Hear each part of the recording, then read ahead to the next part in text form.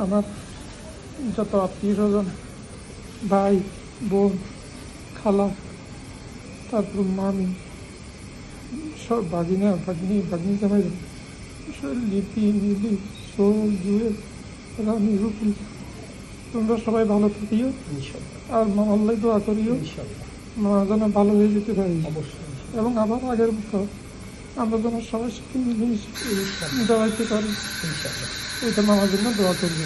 আর মামা মামির জন্য কিছু বলবেন? শুনতে না, তুমি ভালো থাকিও, তোমার জন্য কাজগুলো বুঝে দিচ্ছি, এগুলো সুন্দরভাবে সমাধান করিও, সবার সাথে মিলেমিশে থাকিও। একা থাকা যায় না এই জিনিসটা, আমি আবার তোমাদেরকে বুঝে দিল। কখনো মানে কোনো ত্রুটি হইলেও পজিটিভলি সবসময় চিন্তা করি নিবে, নেগেটিভ সেন্সে নিবে না।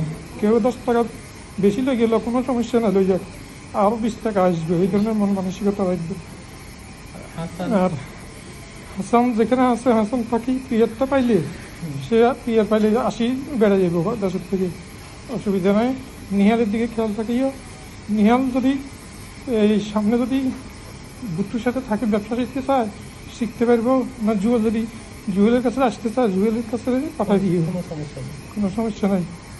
তারপরে নুরিন আছে, নুরিন মামনি, তুমি লেখাপড়া করি, তুমি তো প্রতিজ্ঞা করছো ডাক্তার হয়ে যায়, তোমার ডাক্তারি অনেক কাগজপত্র ছাপাই দিছি, ওই ডাক্তারি পড়াটা শেষ করি পাইলে।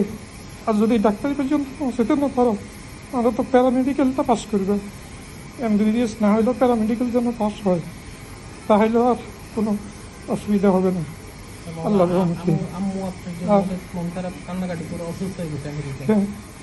আপা, আপনি আমার জন্য দোয়া করিয়েন।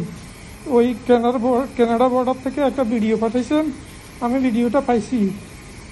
আপনি যখন গেছেন তখন আমার সন্দেহ হয়েছে, লাগে আমি আমার আর দেখতাম না। কি বলবো, আরে মামা এত সহজ আল্লাহ দুনিয়া থেকে নিয়ে যাওয়া, দুনিয়ার করোনার আমার আম্মা মারা যাওয়ার পর থেকে আপা ছিল আমার মা। আমি স্বপ্নে দেখতাম, চলে আসতাম মার কাছে। না মামা মামা এখানে খুব উন্নত ট্রিটমেন্ট পাচ্ছেন আপনি ইনশাল্লাহ। আমার মা চলে গেল, এবারটা চলে যায়, আর কেউ থাকবে না। না মামা, আপনার আম্মু বলছে অনেক মনোবল বাড়াইতে, আম্মু আমেরিকা থেকে চলে আসতেছে ইনশাল্লাহ। আপা, আপনি আমার জন্য দোয়া করিয়েন, দোয়া করিয়েন মন থেকে। সবাইকে আসসালামু আলাইকুম।